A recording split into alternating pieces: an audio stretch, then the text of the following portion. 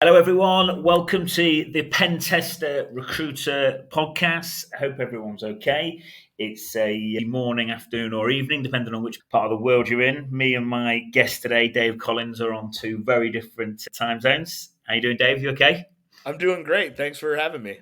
It's a pleasure. It's a pleasure. Dave. I've known Dave for a while. He's a good friend of mine. Just to give you a bit of a background on Dave Collins, he's had a bit of an unorthodox route into the penetration testing game, into the pen testing world, which I think we can all learn a lot from. Started off fairly traditional on help desk, and then actually set up his own consultancy called JSP, which was, I know, was a nice helping factor when it comes to his career progression. Dave's also spent a lot of time at Synopsys. He was over 2.5 years at Synopsys, doing web, mobile, API, VPN, doing container security, which included both Docker and Kubernetes, did some network pen testing there.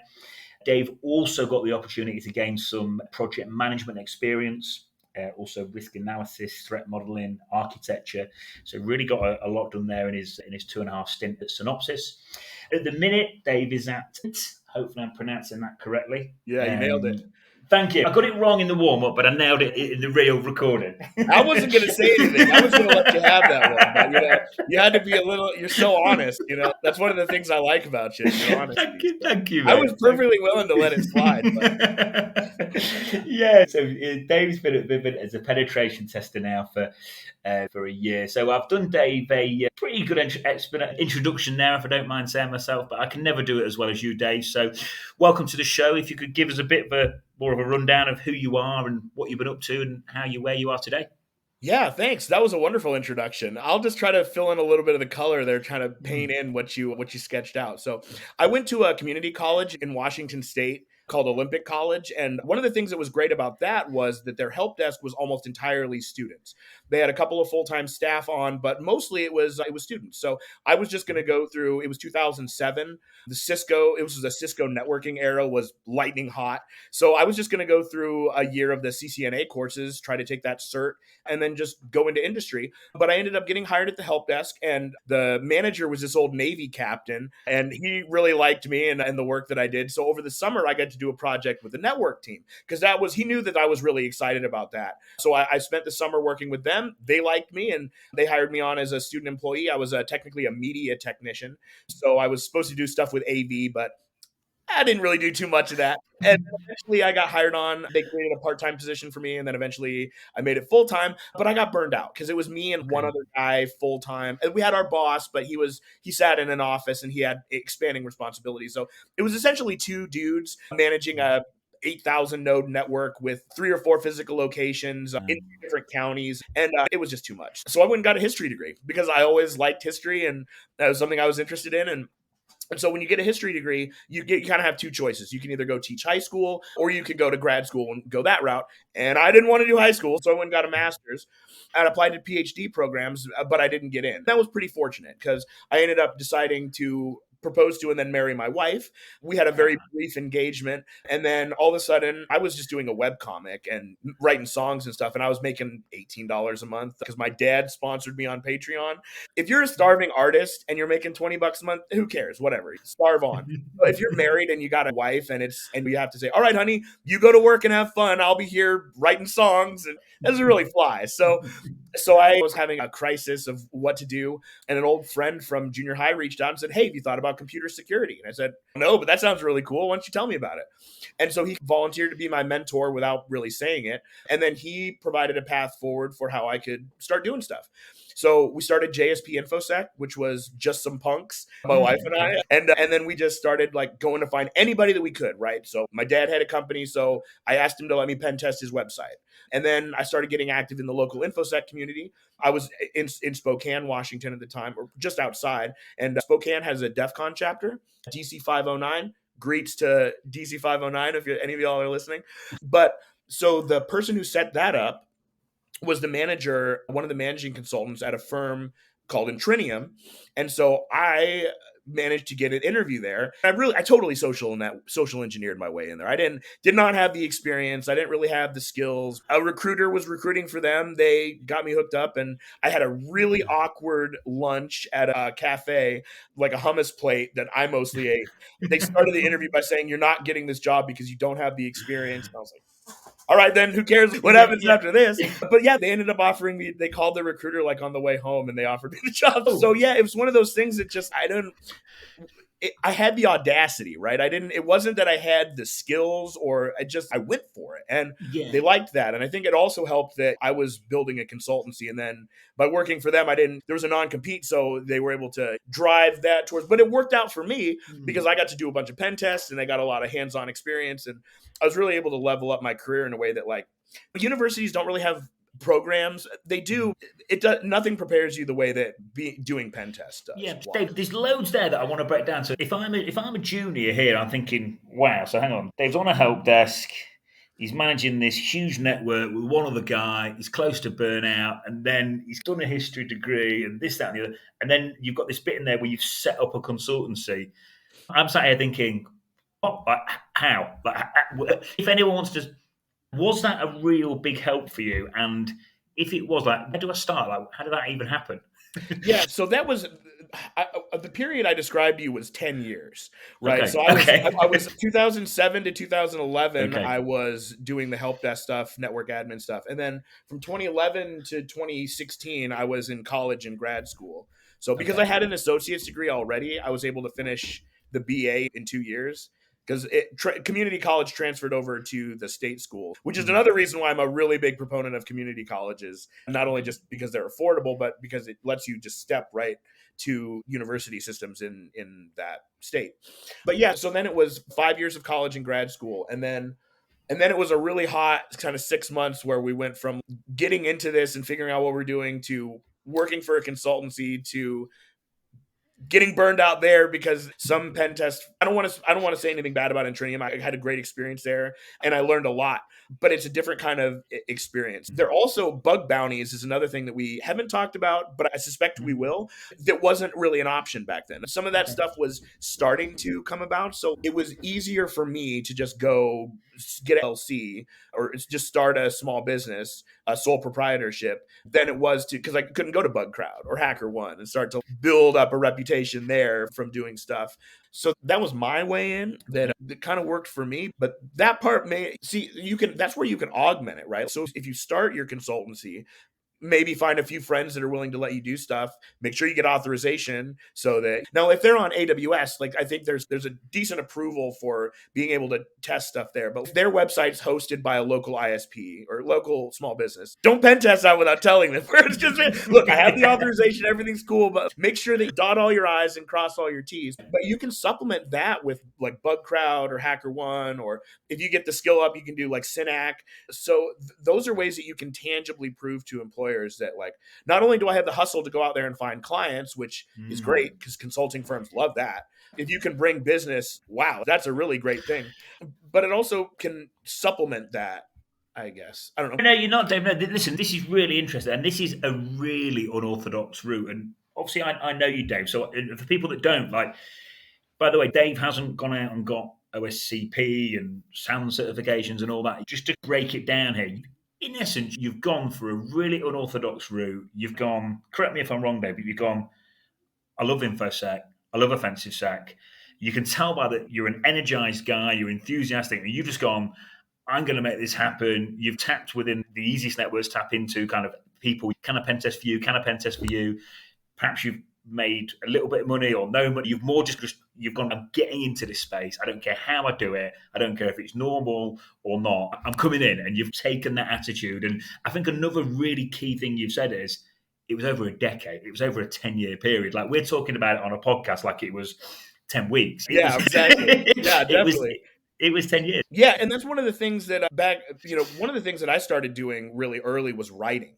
Because I had that history degree, like most of what, and people might not know, what do you do in a history degree? And more or less, it's what you think. You read a bunch of books and then you write papers about them. And then you read the books, you talk about them with people that are in your cohort and the professor, argue about what was said, what was missed out, Footnotes are really important. You got to look at where's it coming from, because nothing happens in a vacuum. And then you have to write about what you read and not just summarize it, not just like regurgitate, but what did you think a spin on it was? And so there's a lot of transferable skills there between, because the research is on your own.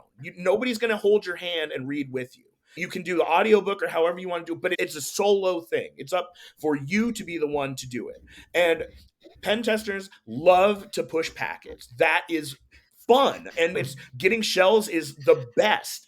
We've all got, many of us have our own shell dance that we do just when we're able to do that. But that doesn't mean squat if you can't write a report that is going to mean anything. If I write a report that is so laden in technical jargon and the manager that reads it eyes glaze over and it gets tossed into a corner, that's a very expensive paperweight. And a lot of pen testers hate the report writing part because it can be dry. But the reality of the situation is that if you don't do that well, you're not delivering what the clients are asking for. Now I'm speaking as a consultant. Regardless, that's what our deliverable is, right? That's how at the end of the day we can demonstrate our value in what we did. So if you're not thinking about writing, then you're doing yourself a disservice.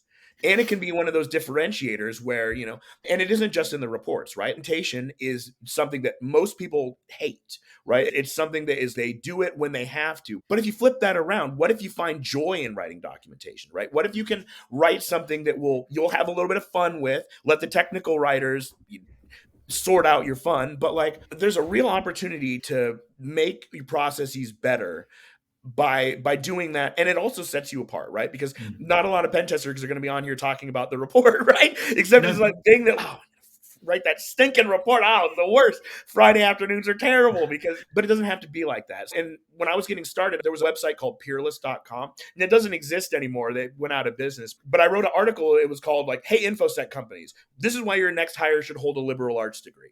And it wasn't just history, right? I also have a philosophy degree, which is another story. That's another rabbit hole we can go down sometime. You and I can talk about that over beers sometime. But okay. So Dave, I'm sorry, go ahead. No, just going to say, just to break it down, Dave, I was saying, we're almost not joking. There's a serious element to it, but we're almost saying get a history degree and be a great pen tester. But really what we're talking about is, yes, as you said, yes, popping shells is great. Yes. And I've said this before on a previous episode, and I unapologetically say it again, because I agree with you. I think everyone wants to get really wrapped up in the technical stuff because it's super interesting, super exciting, and it is a really important part of the job. But if people don't get the research right, the report writing, ultimately, they're going to stunt their career progression and their growth as a pen tester. And one of the key parts of this podcast is to facilitate an aid career progression for pen testers, not just on the technical side, but on the communication or the soft skills side, whatever we want to call it. Just a quick question as well, Dave. So if I haven't got a history degree and I'm never going to get one, so what other ways can I enhance my research skills, enhance my report writing skills that, as we've mentioned, are so important? Yeah, so I will take those as two different questions because I think that because research side and the writing side, while two different questions, are inextricably linked in a common theme, right? So pick an area that you're excited about, right? Okay. Now, there's a lot of green fields out there with artificial intelligence, this OpenAI stuff. I saw that OpenAI just opened up their bug program. I saw that, yeah. So that's one, and I'm interested in AI. I watched a talk yesterday from Timnit Gebru, and I hope I'm pronouncing her name right. She was the Google researcher who was ostensibly fired for having an opinion in a paper that Google didn't like very much. She went on to found the DARE Institute, and this was a talk about AGI, the general artificial intelligence, and the historical background behind that and where it came from. I didn't know any of that, and it's fascinating to me. So I dug a little bit deeper, and I found in 1956, there was a collection of computer scientists who basically spent the summer at Dartmouth trying to answer 8 questions about AI. If we can think about a problem, maybe we can write an algorithm to solve that problem, and a number of other things. But so all that's to say is that there's a historical origin for everything. And like container security started essentially in the 70s with troops in jails in NICS systems. They spun that off and did something. Everything old is new again, is what I'm trying to tell you. Find something that you're passionate about. Start doing some research. Figure out the history of it. Where did it come from? What were the people that were designing it think about? Because if you can start thinking about those things, you're on a whole other level from somebody who's just shooting packets off at the thing to see what happens, right? And then, so once you find your area, once you start digging, and maybe it's you want to do fuzzing, right? Maybe you're interested in exploit development. So set up your fuzzing box, pick your target, pick what fuzzer you want to use, shoot it off, and then go write a blog post about it. And I don't mean wait, write it now. As your fuzzer is fuzzing, as you're thinking about AGI, as you're doing these things, write about it. Because it's a chance to practice your writing, to sharpen those skills, to build your brand, as you like to say, and demonstrate to the community that you're not just operating in a vacuum, right? Because this research is great, but if you discover something brilliant, if a tree falls in the forest, but nobody's around to hear it, doesn't make a sound. Yeah, exactly. But Dave, thank you for that, by the way. You've just done at the end of, while you were speaking there, you did at the end of what I was going to do. You guys did really well, the benefits. You're building a personal brand. You're improving your writing skills. You're reinforcing the information that you've just learned because you're putting it down and taking it out of your head and putting it on the page or the laptop as it is these days. There's so many quantifiable benefits that you're getting from there. The report writing skills. Also, as well, Dave, by the way, I read something ages ago that was saying our brains aren't like was where they get full or the memory slows down. As we put more information in, I'm pointing to my head now for anyone that's listening on the pod, for anyone that the more info we put in our heads, in our brains, the actual, technically, the more intelligent that we get. So I think just like say, if you're reading the right things, it enhances your written skills, your communication skills. So you start putting it on blogs and your brand gets stronger. And that's so important too, because like reading is not something that people do very much these days. It's really easy to put on TikTok and scroll, have something go. And I'm not saying don't listen to podcasts. Don't misconstrue what I'm saying. Podcasts are great too, but people don't read anymore. Like people don't sit down and dedicate time to read. Even so, I love to read science fiction, right? Now, not just, and I read a bunch of technical stuff too. Don't get me wrong, but I'm reading Douglas Adams' Dirk Gently's Holistic Detective Agency. It's incredible because, and it opens up your mind and lets you. If we think about that analogy of the computer being a machine, if you keep your usage pegged at 100% all the time, what's going to happen to that machine?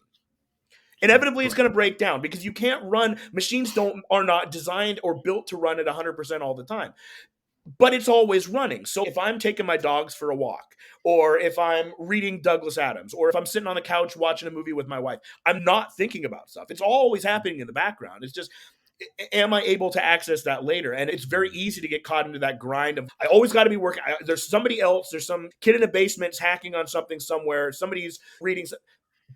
But they also have to take pauses because burnout is a really real thing. And especially when you're first getting started and you're looking around at everybody and everybody knows so much and you're just like, oh my God, I'm never going to know it all. You're right. You hit the nail on the head. You're never going to figure it all out. So be careful. And when you're getting started, don't fall into the trap of just thinking that you can grind your way through it.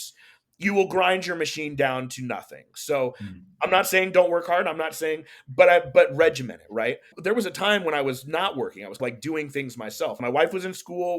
She had scholarships and whatever. So we were able to cruise a little bit. So I had time. I had 2 months now I tried to do the OSCP, right? I spent 2 months with the labs, but I had to stop. I had to say, you had to regiment, had to do it like a job, right? 9 to 5, because otherwise I would be working until 11, 12. And then what are you getting from it? Regimenting yourself. And so when you get started, time is both a blessing and a curse, right? It's great to not have other stuff so you can hunt for bugs, but set yourself a schedule, right? Take lunch, go for walks, because whether or not you realize it, you're still doing it, right? It's still happening regardless. The machine's running. So just be cognizant of that is what I want to say. No, definitely. And do you know what? That's almost like you were talking to me then as well, because I'm guilty of that. You can just literally, when you've got a lot on, it's so easy just to absolutely just go. But I think the regular, frequent short walks is a massive one, preferably without your phone. Because leave your phone. You have to. It's not. It isn't the same thing if you can constantly have being pinged on the device. You're not being in nature. Emerson, the philosopher Ralph Waldo Emerson, I believe, hearkened nature to being like a church. And I'm not going to go that far, and I don't agree with Emerson about everything, but I do think that nature can heal you, right? Like I had some time off recently. I went up to Joshua Tree, which is only about an hour hour or so away. And it's incredible to be among something that in the national parks that Teddy Roosevelt said, these are something that should be for the people, right? Like in America, we made a conscious choice in most of our national parks to preserve them, right? Yellowstone, because Niagara Falls had become this terrible tourist attraction. It was not a cool place. And we have those places, right? Like we have Yosemite, we have the Redstones, we have these wonderful, like Joshua Tree, where these trees only grow in one part of the world. And it's really valuable to take yourself out of things, because again, it's not like things are happening in the background. You would be shocked what will come to you when I'm writing code. And I'm not a great programmer, but whenever I'm hacking on code and I get stuck, sometimes going for a walk, sometimes it'll hit you when you're sleeping. It'll only happen if you take that time off, you know? It will. So it can only work if you incorporate rest. Yeah, no, definitely. Is that old saying? I think it's an old saying that your best ideas come to you when you're in the shower and stuff like that. It's in the strangest places. But no, Dave, thanks for that, mate. I say burnout is a real thing. And also, there's only so much information you can take in one sitting. If you just keep going, eventually the ROI on your time just diminishes to the point that you might as well just get in bed. There's so much. You listed off all the stuff in the beginning of the stuff that I did, and that wasn't even everything, right? I got the chance to mess around with the AS400 once, which was really fun. That's going to be a story for another time. But yeah, you can't. It's really easy to get excited about a lot of different things and to just constantly go from this to that to the other. But yeah, making sure that even having fun, like you can still burn yourself out on things that are fun. You get a new video game, and for the gamers out there, you might get a new game and binge for 12 hours. It's fun during that time, but the next day. So, Dave, we mentioned personal brand just a few minutes ago. I know you've produced blogs in the past. One particular blog that we're going to talk about in just a moment, which I know was getting quite a lot of attention, making quite a lot of noise, and did pretty well. I see, if I talk in recruitment terms or career progression for penetration testers, I see the online brand piece now as it almost turns your resume into a 3D product. It turns it from being a flat piece of paper or a PDF in an email attachment to something three-dimensional. If your LinkedIn profile's there, your YouTube channel, if you're blogging, I think the benefits there in terms of the application progress and moving your career forward, I think are endless. But yeah, I thought it might be quite a nice time to talk about your articles, blogs, and what effect did that have on your career as you were coming up, or any effects it's having now as well? Yeah, when I was really getting cruising in 2017, 2018, really up until the last 6 months or so, Twitter was where it was at. I don't have a huge following on Twitter, but I managed to get an article published in 2600, the Hacker Quarterly. I wrote it in like 2018, and then 2 years later, they reached out to me and they were like, hey, we selected you to be the hacker perspective in this article. So I did that, which was rad. I did a lot of speaking stuff before the pandemic. We lived in Orange County when we first moved to California. And so I got active in a local hacker group called Irvine Underground. And I did some stuff with, it was like LA 2600, I think. They were in Fullerton. They were also associated with, loosely associated with a group called NUC, the National Upcycle Computing Collective, which is I want to give a shout out to them. They're a 501c3 nonprofit that they take recycled computer stuff and then upcycle it. So for a long time, they would take these like trash machines and use them to contribute to protein folding, which was doing cancer research. And they do a bunch of other stuff. They're really cool folks out. Shout out to the NUC and Irvine Underground. But again, getting local, because I got active in those local groups, I got offered to speak at SparkleCon, which was the first time I got to speak at a hacker conference. I was invited to speak at the Orange County chapter of the Association for Computing Machinery, which was a big deal because that organization it's called the ACM because in the beginning of computing, computers were people who did computations and a computing machine was a machine that did computations. So ACM was created to delineate between human computing machines and mechanical computing machines. So I had a chance to speak there, and then I was invited to speak at the chapter at the University of San Diego. So all that was because that's one thing that I could do. Now, not everybody can do that, right? If you're listening to this going, I can't talk like this, dude. I have spent a lot of time working on it, and I've given a lot of talks, and I did FBLA in the 9th grade, won an award for impromptu speaking. So like this is a skill set that I have. If you're listening to this going, oh no, I don't know if I can speak like that. Not a lot of pen testers can. So don't worry about that. If you because you can focus on writing. And that's why I talk so much about writing, is because you don't have to be able to do what we're doing back and forth to write. It's another solitary activity that you can get good at. And if you're, and I think it was David Sedaris that said, the reason why you read something and you don't like what you read is because you're a reader. Because most times writers are also readers. And also remember that you're not going to be good right away, right? To quote Jake the dog from Adventure Time, sucking at something is the first step to getting good at something. Yeah. So if you didn't have the benefit of a graduate program where you had a group of 10 historians ripping apart your writing every week, right? So don't compare yourself to me, because we're not coming from, start slow and build up and just try to have fun with it. Don't just write technical stuff, right?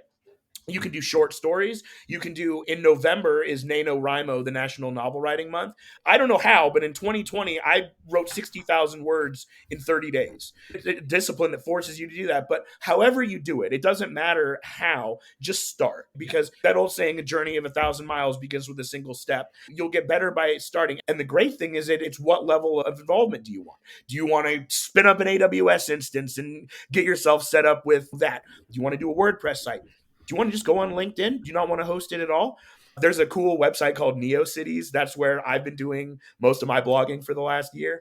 It's like GeoCities, but it's new and it's free. So they give you like, I don't know, 5 gigs or 10 gigs or something. But yeah, so like it's whatever impact you want to do, right? And LinkedIn is so good for boosting you, right? Like I might write a blog post and post on Mastodon, because that's my social media that I'm getting on these days. I'm on the InfoSec Exchange in the Fediverse, whatever that's worth. That was a weird sentence, but yeah, so like I have a blog on NeoCities and it tracks the traffic, so I don't have to, because I also have a website called whateversauce.com, but I haven't maintained that in a while. That used to be the art page, and I just kept the domain. And the great thing about LinkedIn is that they will boost the crap out of you, and they want content so bad. I'm not saying that they're more desperate than other platforms for content, but I'm not saying that. And they will certainly boost you if you put in, and then that all goes to the good of, you can put the articles on your page and people can, I only have 1 or 2 up. Like I wrote something on purple teaming a while ago, because that was one of the talks I gave at the ACM on that, because I got really fired up about that whole, like, a pen test is only as good as what you do with the results of it. And like, rather than viewing the blue team as I'm trying to score points on them, it's realizing that we're both security, right? We're all on the same team. And if you could work with them, TinkerSec is a great example. I just saw a post recently on Mastodon where Tinker was saying that they got a message from somebody in their SOC asking them if they did what the alert was that they had built, and when it wasn't, they were able to start a threat hunt. That's what purple teaming should be about. It shouldn't be about like, oh, I got a shell, you guys suck, or oh, you didn't get anything, so I thought, where are your exploit skills at? You're on the same team, right? You got the wrong enemy. You're really focused on the wrong thing. And if you could collaborate more, I think you get a lot more benefit from both sides of things, right? Yeah. No, Dave, thanks for that. And just to pick you up on a few points, I'm really glad you mentioned about starting somewhere as well, because it's very easy to look at I don't know, Heath Adams or John Hammond and just think, listen to you talking now and go, God, I'm mad. But it's going to be different for everyone. Someone might just, everyone who's a pen tester, at least they should be, they're all researching, they're all tapping into new, cool learning resources that perhaps not everyone's ever heard of, or they're finding something. It might even be on a mainstream learning resource like Hack the Box or Try Hack Me, but they might have found something different. Post about it, or something might have happened that day. If you're allowed to talk about it at work, talk about it online. If you've had an offline conversation with one of your friends at work that was really helpful for your self-development, it's probably going to be helpful for everyone else's. So just bring that offline conversation online. And I think there's, like I said, everyone can start somewhere. It might just be 1 post a week, 1 post a month. But if you just literally start, and like I say, it doesn't have to be speaking, it can just be writing. I think also as well, when people say, oh, I don't know about speaking, I get nervous, I can honestly say I've just started. I've done some LinkedIn Lives. I've done these podcasts, but every single time, even today, like I know you well, Dave, I was nervous coming on it. I just naturally am. And Thank you. And I'm glad that you mentioned that too. I've had rocks in the pit of my stomach. I slept like crap last night. If you're listening to this thinking that I'm a natural, I got nervous too. I am nervous right now. So it doesn't come easy. It's like any muscle, right? Like the first time you go to the gym, if you're like a big workout aficionado, If the first time you go for a jog, you're dying. What? By the end of the week, you're sore and you feel like you're dying, but you're doing better. And so I'm not saying that it always feels bad, but I'm saying it will get easier every time. And also, something that really stuck with me is, and I don't even know if it's true, but I choose to believe it. If you don't get nervous, then you don't care. Yeah. And showing that you've got nerves and you've got feelings is part, and it's part of the human experience too. It's very easy to I'm a professional. This is my thing. This is the box I'm. We're all people, and sometimes letting that guard down, letting the veil down. And as a consultant, this is really important. Admitting that you don't know. Right. If a client people don't want Nick Burns, your company's IT guy, who has all the answers and is a jerk. If they ask you a question and you don't know, the best thing you can do is to say, I don't know, but I want to find out. Let's find out together. It's going to make it your mission to find out, because then you're getting better. And the thing is that there's always somebody getting better, and things are always changing. There's new TTPs, tactics, techniques, and whatever practices, protocols. I never remember what the P is, but you have to be growing, because if you're not getting better, then you're getting worse. Because systems are getting more secure, new stuff is happening. You will get left behind if you don't. And that's not to say to grind it out, but it's to be real, that you can't, if you let your skills stay where they're at, they're not going to be where you want them to be. Yeah, no, definitely. Dave, by the way, thanks again, Dave, by the way, for that. And also, if nerves and anxiety, and I didn't think of this, by the way, I've read this somewhere. I wish it was me, because it's great. I think it's great.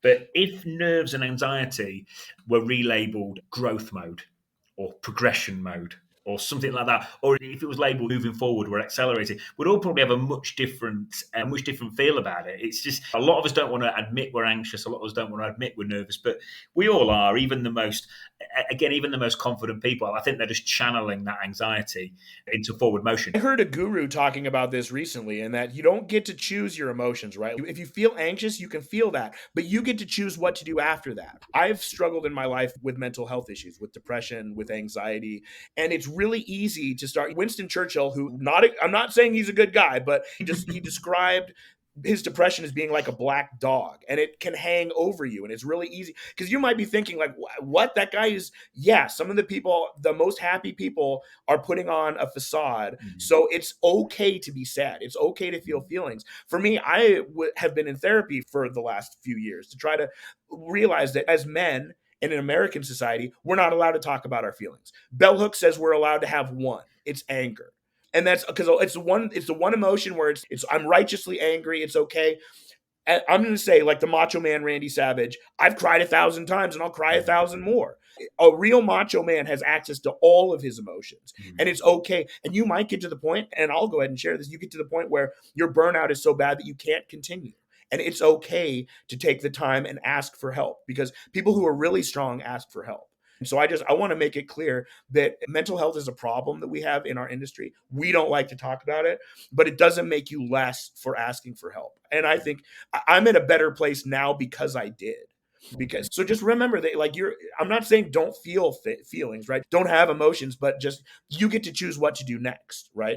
You can choose to think about things that are good or continue to think about things that are bad. It's a personal choice, just like anything else, and I'm not shaming you for feeling your feelings. I know we went off on a left field thing, but it's really important, because it's a conversation we should be having. I wish we would have more, because maybe we wouldn't have some of these burnout problems if we could be more honest about our issues. No, definitely, David. It does need talking about. By the way, for the listeners, me and Dave made a plan, and we've completely not stuck to it, but it's fine.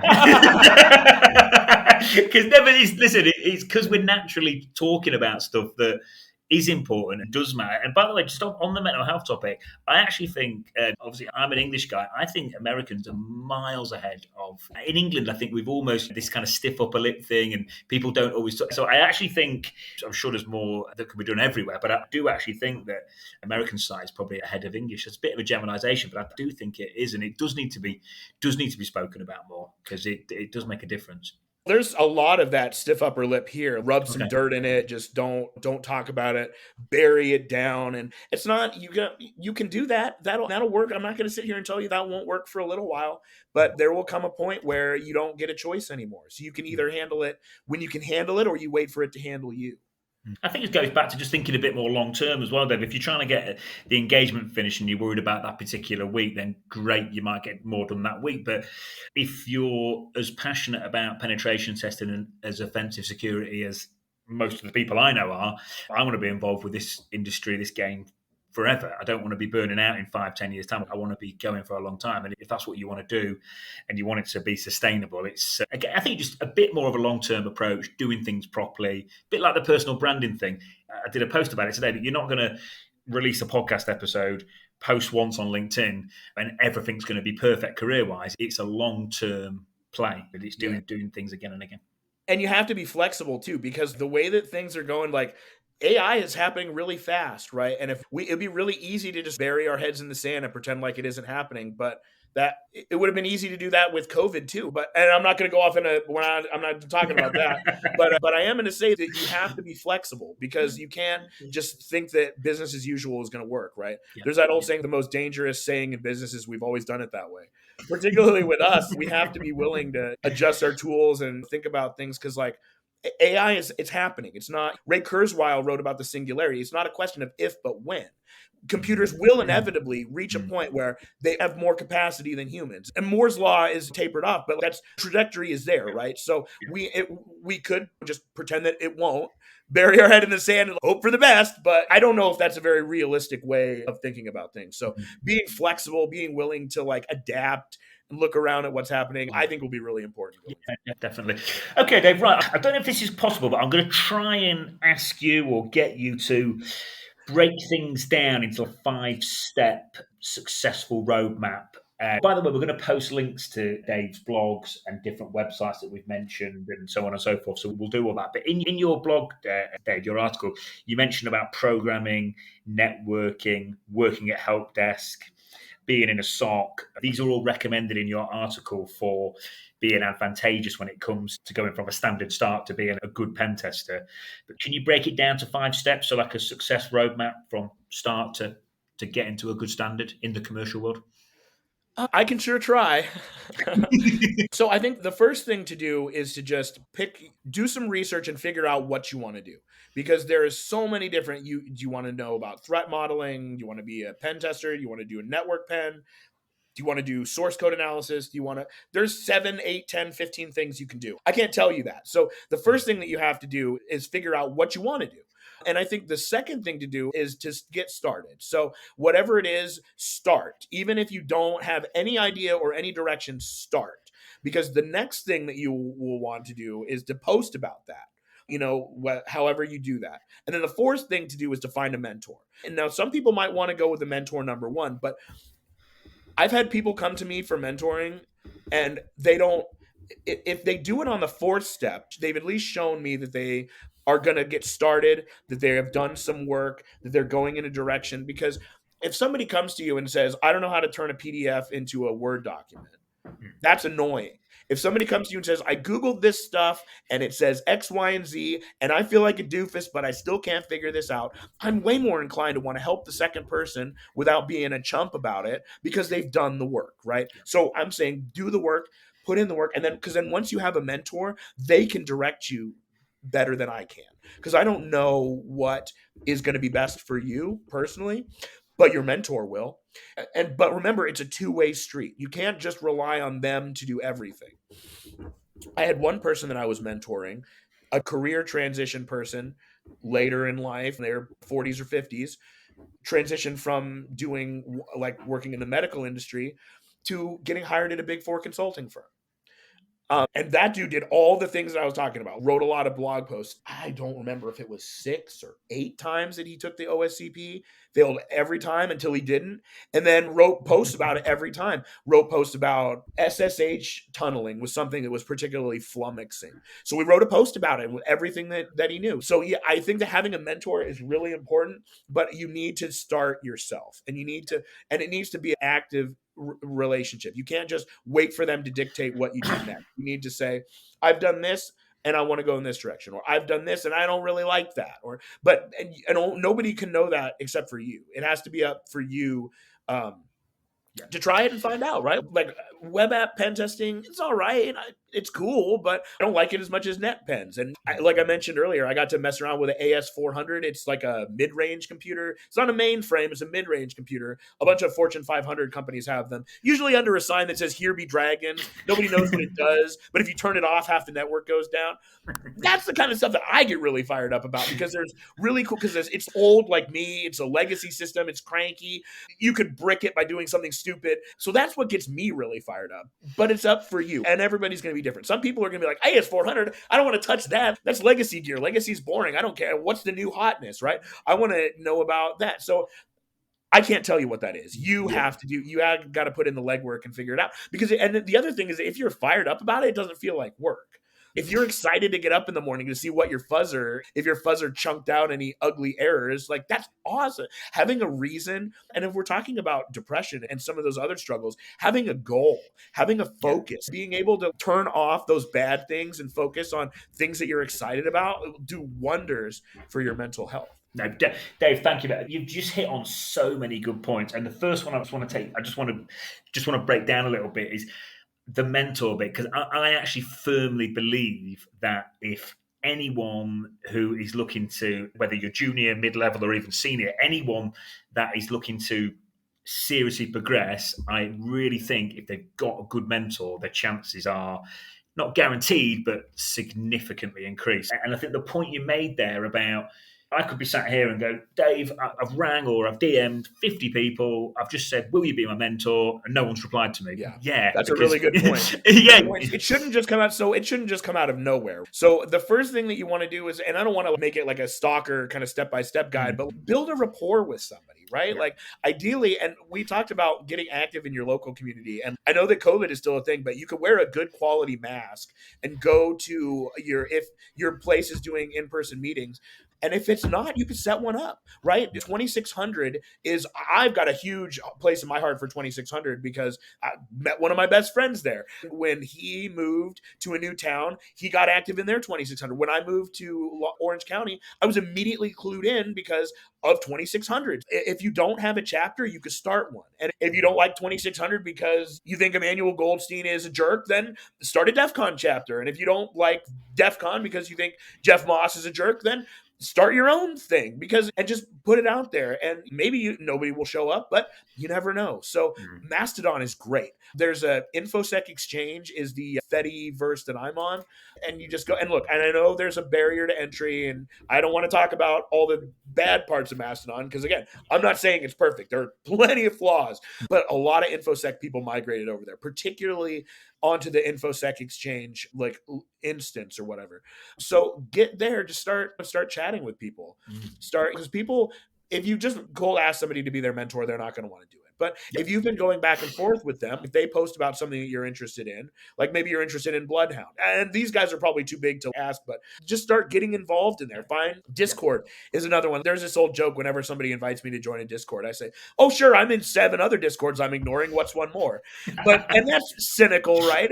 But anybody who's messed with Discord knows there's a little bit of truth there, but it's what you put in, right? Yeah. So find something, because a lot of people have Discord channels too, so you don't even have to build those. You can tap into those communities just by doing a little bit of digging and just show up, just be present. Just, I'm doing this. I tried to do this. People loved it, or just post the wrong answer. There's no faster way to get a right answer on the internet than to post the wrong answer confidently. Somebody will show up and tell you what an idiot you are, and you'll get sorted out right away. Yeah. I mentioned this on a post the other day. Doing things publicly really reduces the chat. Let's say if you do something on a comment, you're going to get a response rate much quicker. If you ask, you've got to be careful with it because you don't want to kind of start rubbing people up the wrong way. But if you ask people something in public on, say, LinkedIn, the response rate is quicker. If you start to do the things too, then it goes both ways, right? So if you're talking about mentoring with somebody and you've shown that you've done some posts on LinkedIn that have some good traction, it builds their brand by saying, my mentor is very anonymous. Like, the only thing he told me was to go out and help more people, right? He took me from making $18 an hour to being able to support my family. I'm not going to brag, but we're okay. For a lot of people with history degrees, I make quite good money for all things considered. But it's a two-way street, right? I haven't reached out to my mentor in a while, but when I do, I know that he's there.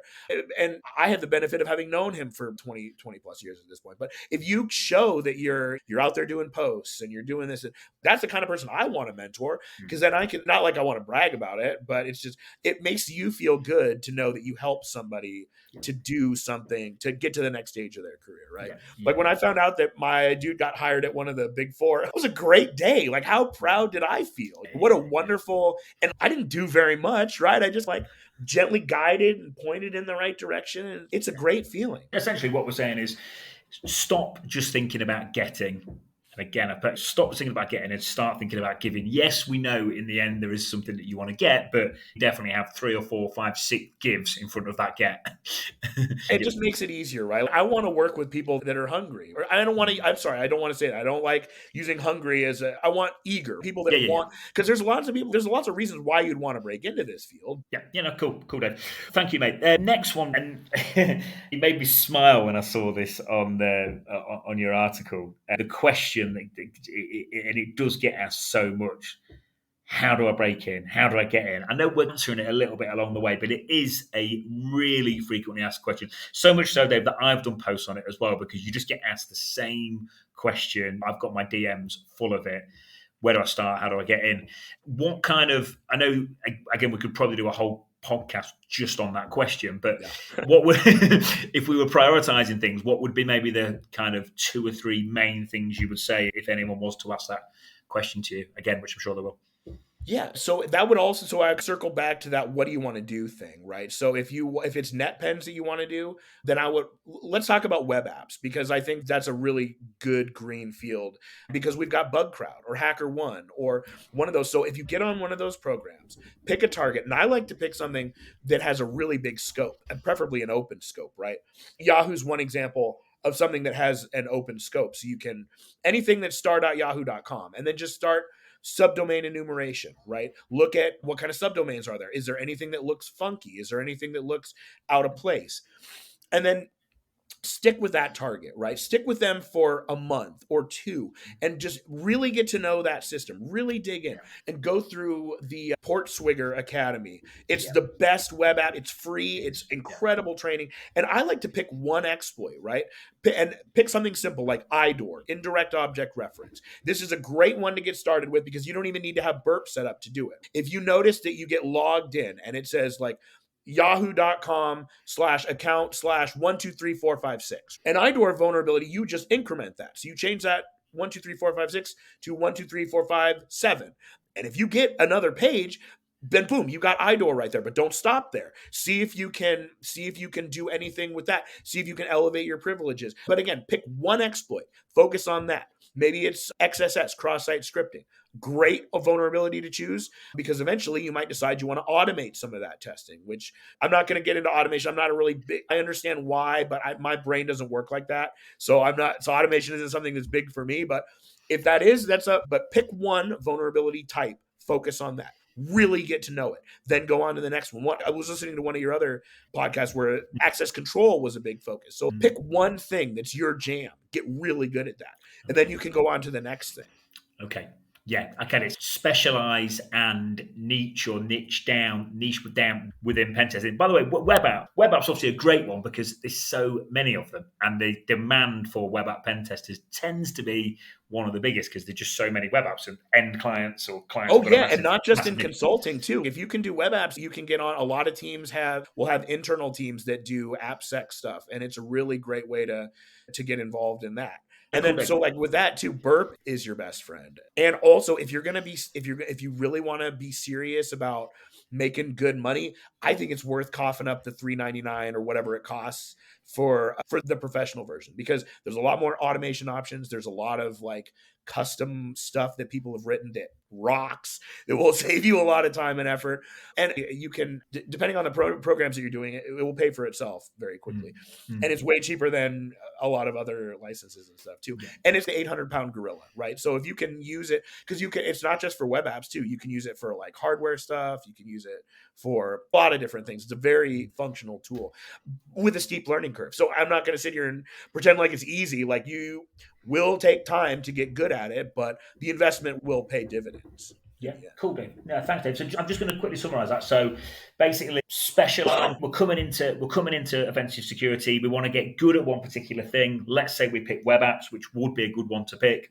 Yep. Let's get really good at using Burp Suite. By the way, Portswigger Web Academy is amazing. So yeah, pick Yeah, your learning it's so resource. good because if you can't Yeah. figure it out, the other thing that's great is that sometimes it's hard and you can't figure it out. There's a couple of YouTube videos usually for each exercise where someone will demonstrate step by step how to do it. So you don't have to just figure it out, try it yourself. But if you can't figure it out, I don't think there's any shame in speeding up the process. But some people will disagree on this. They want you to pound your head against the keyboard. But there's a certain point, I think, where you're not gaining benefit from it anymore. So Okay. see if you can figure out the answer and then try it again.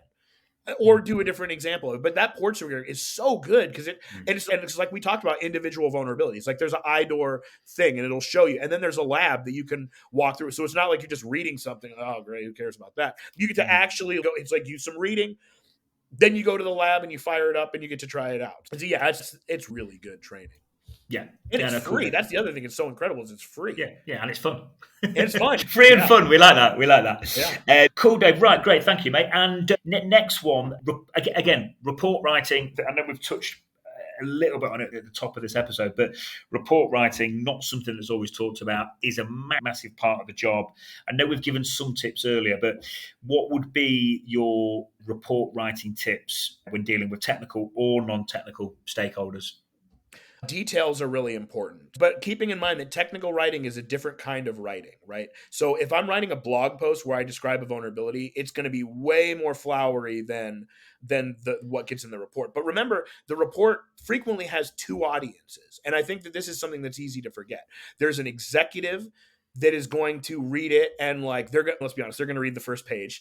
They're going to read down to the executive summary and they're going to hand it off to somebody who knows what's going on. But it's important to keep in mind that you have two audiences, right? So your executive summary needn't include the most hardcore of technical details. These will cause your reader's eyes to glaze over, and that's not what you want. You want to be able to explain in terms that they can understand what the issues are. And then in the second part of the report, you want to articulate how to fix those problems clearly enough that A, they understand that it's a problem, because there will be teams that will say, that's not really a problem. I don't really believe that. I don't believe these screenshots. I think they're doctored. But just making sure that you can explain to them in a way that is meaningful, that they can actually get things done. Because otherwise, and think about what your suggestions are, right? If you're suggesting something that might break production, let them know that, because otherwise you might look like a doofus if your suggestion breaks things. Just keeping in mind that there's always a trade-off too. Like it's security versus usability. And the most secure system is the one that's buried underground, 10 feet, encased in concrete. Nobody can touch it and use it. That's secure, but is it usable? At the end of the day, what our job is in security is articulating risk. And we may not like it. We may like to think we're other things, but we're telling you what your risk is. And it's up for the client to decide what their risk appetite is. What's acceptable for me is not going to be acceptable for other people, and vice versa. So it's a matter of deciding, do I want to risk a potential security hole, but it breaks my ability to do something that's more important? What's more valuable, right? Am I worried about some really high level nation state actor threat? Or do I want to make sure that I can continue to do business? Though now that it's like an either or, that's really what we're doing is just articulating the risk and making sure that our audience understands what that risk is and either accepts it or not. But yeah, no, thanks, Dave. Just as well, this might be one to post in the show notes after all. You might know something off the top of your head, but the start of that answer, you said technical writing's a lot different to other types of writing. Is there, if I'm sat here thinking, oh, I don't know the difference between technical writing, or yes, I do know the difference, but I want to learn how to get better. Is there any go-to places to improve technical writing, or any things to keep in mind when doing technical writing? so again, I might sound like a broken record here, but your local community college will have a technical writing course, and Okay. I think it's very valuable, even if you don't do anything other than that, right? And I'm a big proponent of higher education. I was raised with the philosophy that the purpose of college is that it teaches you how to think. So I never went to college with the purpose of getting a job. That was secondary to expanding my mind, but not everybody is doing college for that reason. Some people use it as a vocation. And if you want to do that's totally fine. And your local community college will be really well equipped to, because again, you can write in a vacuum, but it's hard to improve in a vacuum. So technical writing is much more short and to the point, right? So in an English 101, you might write a composition essay where they want you to do 1,000 words on Hamlet or 2,000 words on The Grapes of Wrath. But in a technical writing course, you want only 150 to 200 words. So brevity, like that old saying, brevity is the master of wit. Technical writing, you really want to condense it down. You want to be as to the point and direct as possible. Whereas with your other writing, you might want to have a little bit more embellishment, a little bit more garnish around the plate. Whereas technical writing, you want to strip all that out and just get direct, do this, go to this, do that thing. Like the engineers did a good job of establishing that. Not technical writing. Yeah, and I didn't know. I struggled with that. That was a very hard course for me because I like to use a lot of words. Getting into that technical writing is okay. So, Dave, would you say, and this is just me thinking out loud, so correct me if I'm wrong, so would you say write out the report and then read it back to yourself and all the additional words you've used that don't actually really mean anything, just take them out? Yeah, that could be one way to do it. Another way is many hands make light work. So if you can find somebody that you can go back and forth with, a colleague or a coworker that you can have, because they will also look at it with a fresh set of eyes. Another thing that's really good to do is to just walk away. Physically move away from it's perfect. Go for a walk and come back and you look at it with a fresh set of eyes, and that can be really important. It's very hard, but it can be an important way of doing that. Now, there was this advice that I got in grad school about reading your essay backwards, one sentence at a time, starting from the end, reading backwards. That could help you as well, because it really, you got to like laser focus on exactly, but it also might be a little bit of overkill. So I guess maybe your mileage might vary with that and the level of how much you want to get into that. Yeah, no, cool. Thank you, mate. Thank you, Dave. I'm going to read an extract from your blog for the listeners now, Dave. So it took me 2 months to own my first route to boot. Within 6 months, I had popped a shell on a client engagement. Before the end of my first full year in information security during the PWK labs, I was able to route 13 boxes during my 2 months in the lab. Nearly all of this was self-directed, with only a few nudges along the way with a mentor. I highly believe a liberal arts major with a few years' experience could quickly become a successful penetration tester. So just want to pick you up on a few points on that, Dave. So this bit here, within this bit especially, within 6 months, I had popped a shell on a client engagement. Now, I'm sure there's a lot of people listening, maybe juniors, maybe people just coming in who are like, I want to pop a shell on a client engagement. So what my question is, what was going down in that 6 months? So when I first got started, I had zero knowledge or experience outside of like watching the movie Hackers and thinking that it was cool. So my mentor found a vulnerable virtual machine and solved it himself, and then sent it to me. And it took me 2 months to be able to, again, from nothing to being able to root it. And when I did it in a way that he hadn't thought of, which I thought was really cool. And then now getting that first shell is an interesting story. I was working for a consultancy. I was in Idaho, and I was at I'll just say a medical facility, keep it nice and vague. And I found a vulnerability. It was MS 1710 017 the WannaCry, Eternal Blue, all that sort of kit. And Metasploit had a module for it, but it was not very good. Metasploit is a command and control, free and open source command and control that it acts as an exploit kit for testing out adversary simulation and kind of acting like a certain level of bad guy, if that makes sense. So I found MS 17010 at the first medical facility. I only had the Metasploit module, which at the time didn't work. And so I didn't get a root shell. Went back to my hotel, really upset.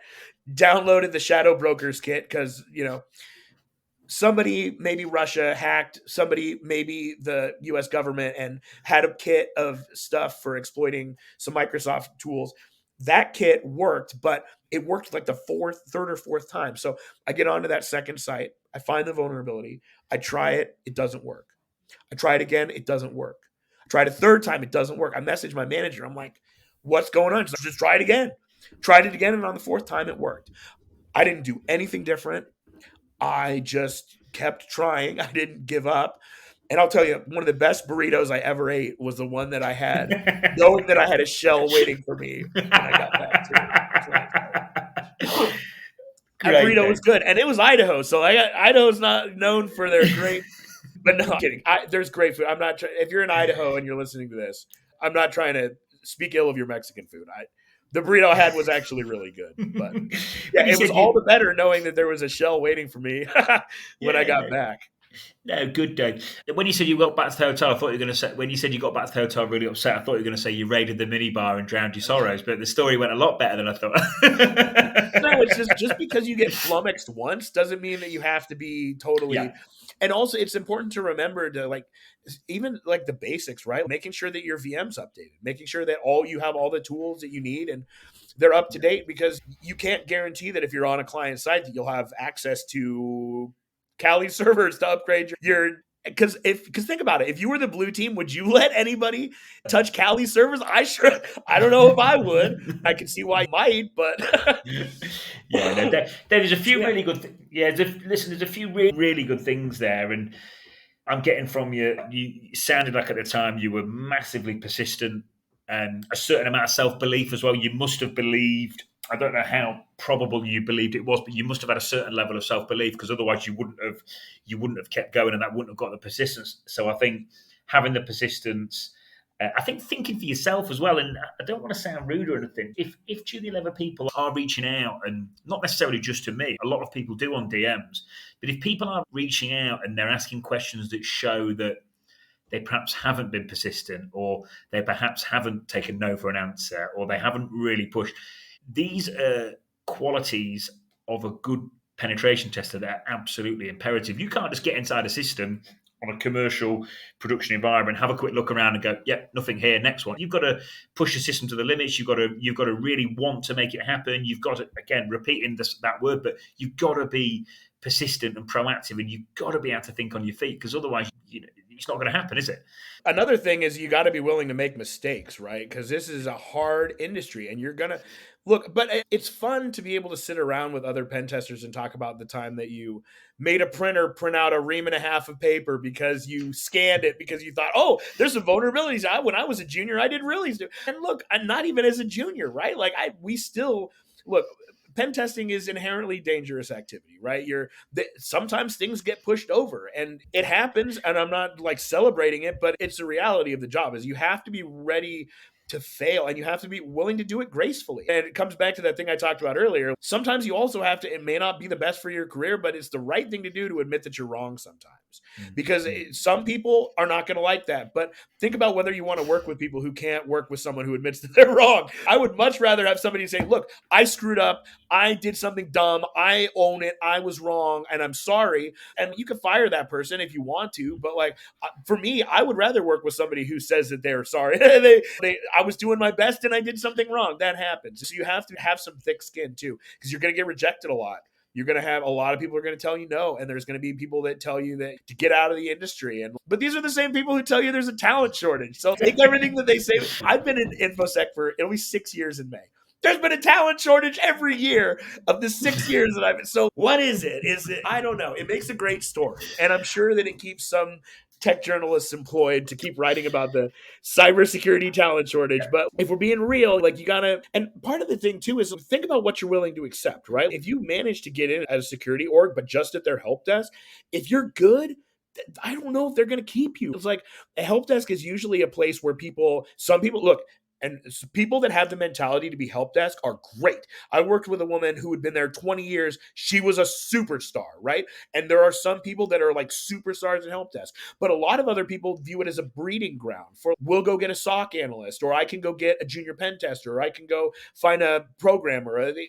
It's showing that you can do tickets, you can talk on the phone, that you can like interact with users, that you can deal with people who are going to annoy you, like Bob from accounting who calls every week to get his password reset because he forgot over the weekend. I hate the word soft skills, but we got to have them because as pen testers, we got to tell people that their baby is ugly. And there's a charitable way to do that. And there's a not charitable way to do that. And there's a way that gets people coming back. And there's a way that you never do business again. So it's all in how you talk to people and how you can explain to them. So let me give you an example of the soft skills thing. I did a pen test in my first job. And I looked at the notes from the previous test. I looked at the previous report. There was an issue with one of the routers, like default creds on the router or something. So I logged into the router. That was the first thing I did. And then I went to the president of that bank and I said, hey, I logged into your router. And she's like, okay, that's cool. I was like, no, it isn't cool. You need to get your IT guy on the phone like now because this was an issue a year ago. And when I left, it was fixed. So the difference was that there was an issue outstanding for a year that would have kept being outstanding, but for being persistent, but for those soft skills. When in the readout interview, I just said, look, I can log into your router. And she's okay.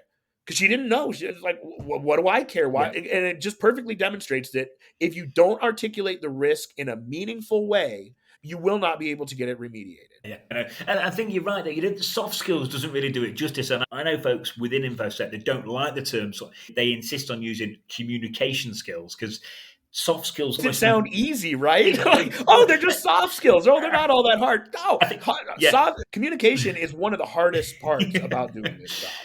Yeah, and also I think soft skills, it reduces their importance when exactly as you just said, they're massive. Think about your career growth, right? Say we're talking, keep the AppSec example going. Say you get hired on somewhere to work on their AppSec team, and you're that guy who always tells their developers what idiots they are. Do you think your boss is going to want to promote you to being a senior if you're that reputation for being a jerk? Not, right? If you think about it from the perspective of growing your career, then thinking about them in terms of communication skills versus soft skills will probably serve you better in the long run. Yeah. Cool. No, thanks, Dave. Another question that I really wanted to ask you, which book have you read that's had the biggest impact on your career? Oh, wow. Now that is a really good question. We could do book, we could do blog, we could do audio. Okay, so that blog post that I shared with you from that admittedly controversial security researcher, not Dan. That was where, full disclosure, he was the one, or they, I don't know their pronouns. I don't want to misgender them. That article was the one where I learned about the idea of starting a consultancy and then working backwards. There's really good advice in that piece about how to get into the industry. It's a little dated because I think it came out in 2017. Okay. But that for me was really, really helpful. That really helped me a lot.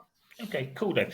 And one more question from me. So, what learning resources would you recommend for people at the minute that you think are particularly good? And certifications, have you got any views on them? Which certifications do you think are the best to go for and why? Yes, that's a great question. So I briefly held a certification from the ISC squared, the SCP, but my employer paid for it. I didn't want to pay the annual maintenance fees, and personally, I didn't get a lot of value from it. Okay. So I don't recommend ISC squared certifications. Now, the caveat to that is if your employer wants to pay for you to get a CISP and then maintain that, that's a great HR filter that, again, if they want to pay the AMF, then great, let them. The annual maintenance fee is what I mean by AMF. But yeah. No, otherwise, Hack the Box is a really good tool. I think it's worth paying for the premium just so you have access to the labs and all the other stuff. I know you've posted about this before. If you can do the OSCP, if you can get that, and it's really hard. And I'm not, obviously, like, I took it and failed. One of my people I mentored took it 7 or 8 times. And even the famous hacker Ian Coldwater took it a bunch of times and didn't. So again, I'm telling you, even elite hackers, people who you would think are like super high tier, do not pass this the first time. But if you can invest, and I mean, you have a couple $1,000 burning a hole in your pocket, because if you can do that, then it demonstrates to employers like you can't pass that without knowing how to pen test. You can't. The loophole that people might have exploited in the past, they closed that. It's one of those things that, unlike any other certification, if you have that, you can pop shelves because you can't have it without it. So that's really good if you can get it. But then, and the other thing that you can do is bug bounties, right? If you can, and if say you're more interested in like NetPens and you're like, this web app stuff doesn't really, Synac has a platform, I think, that does NetPen stuff. And you can learn about that on Hack the Box too. And there's also that Try Hack Me, because it all is to the good, right? It shows that if you're writing blog posts, if you're in the top 10% on Try Hack Me, if you're on Hack the Box doing stuff, then it shows the employer that you care enough about it to do it outside of work. because you're probably not doing that on the clock, right? People that put in nights and weekends are going to really bust out when they get on board. And by the way, Dave, I think it's okay to say that's quite these days. You got to be careful about. I agree with you. By the way, you've got to what you're doing before work, what you're doing after work, what you're doing at the weekends. That's what's going to make the difference. And yes, burnout's real, but at the same time, there is a certain amount. And I've heard this time and time again from pen testers: is you've got to put those hours in. Definitely. When I first got hired at Synopsys, I had, and I still do. I'm not going to say that it was past tense. A big imposter syndrome because they're superstars. I was working with people that are some of the smartest people I've ever worked with in my life, period. Regardless of in tech, I didn't say in tech, I said including academia, higher education, brilliant people, right? So I was getting up at 5 a.m, putting in 2 hours of programming and then going to work because I wanted to be good and I had that eagerness to be better. And that helps, but you can only do it for so long, right? Because then you start to run out again. You start to run up against. So it's just a matter of decide what you can do, right? Can you put in an hour before work? Can you put in an hour after work? But then take the weekends off. Figure out where it doesn't have to be 40 hours. You don't have to do a second 40-hour week on top of that, but you have automation stuff going in the background too. You don't have to. You can have stuff going without going. You know what I mean? So figuring out how to do that is another option. Yeah, cool. I think as well, Dave, just as we finish off, I think that thing about not being scared to fail, I've heard a thing called fail your way to success. And I think that's obviously no one necessarily wants to fail, but in fact, you've got to embrace failure. And there's all sorts of sayings that people that are successful have just failed more times than you. Failing your way to success is another good one. I actually wrote a series about that called Flying is Just Falling and Missing. from the Hitchhiker's Guide, right? Talking about Douglas Adams again.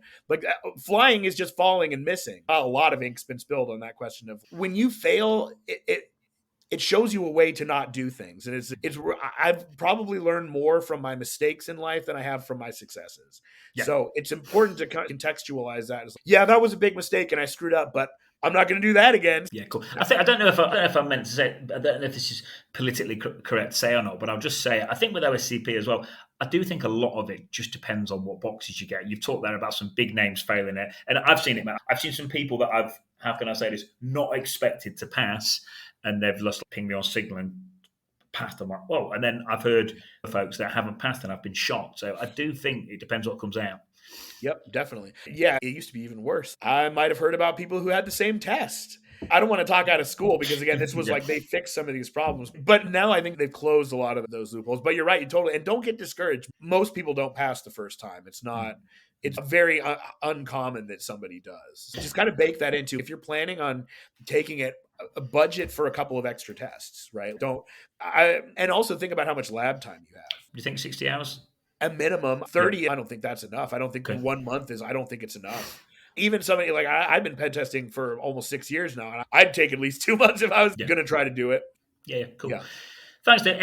Is there anything that I haven't asked that I should have? Anything else we need to get in? No, we've run the gamut, right? From talking about mental health and reading fiction. And we've covered just about. Mate, we have, mate. We've covered everything. With a very broad question.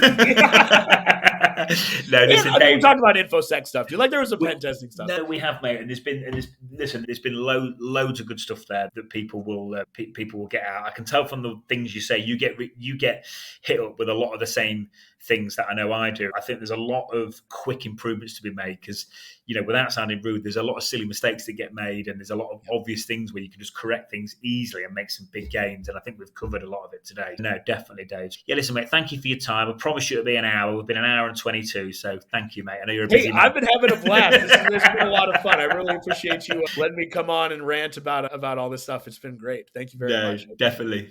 Thank you, Dave. See you soon, mate. Cheers, buddy. All right. Thanks. Take care. Cheers.